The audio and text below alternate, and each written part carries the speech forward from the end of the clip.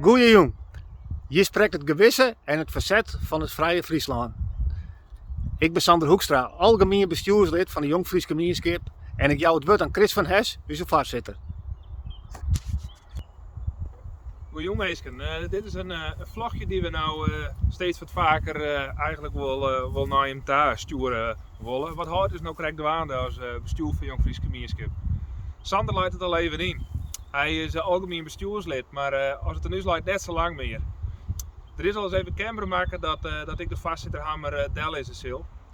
We wachten er nog heel even mooi, maar ondertussen is Sander al bereid tot de tweede voorzitter.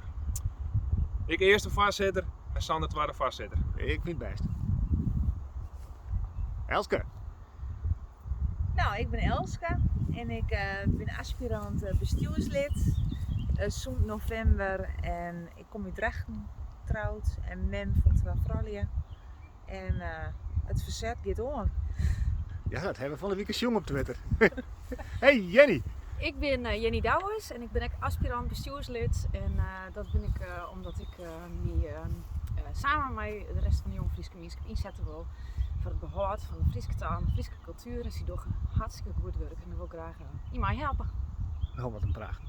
Walter Jetten. Ja, goeie. En we zijn al hartstikke on the go met van alles en nog wat. Want zat je in witte, met het donorregister hebben we al het in en oor kleerspielen om het Fries zichtbaarder te maken. Net alleen in ons provincie, maar ook de Rijksoerhiet, zodat als een echt volwassen taak oppakken moeten. En daardoor ben we daarna ook verder gegaan. We houden het op, we binnen het waan om alle officiële documenten, paspoorten, rijbewijzen, ID-bewijzen, om die dus echt Friestalig te maken. Er staan al 3 talen op, wie binnen het waan om het Fries erbij op te krijgen. En onze 4. Goeie, ik ben Sjoerd Groenhof, algemeen bestuurslid en adviseur van de Jong Fries Gemeenschap.